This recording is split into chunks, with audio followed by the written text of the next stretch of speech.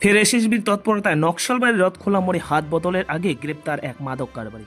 উদ্ধার 205 গ্রাম মরফিন। ধৃত ব্যক্তির নাম সানিবাল শেখ। সে মালদা জেলার কালিয়াচকের বাসিন্দা।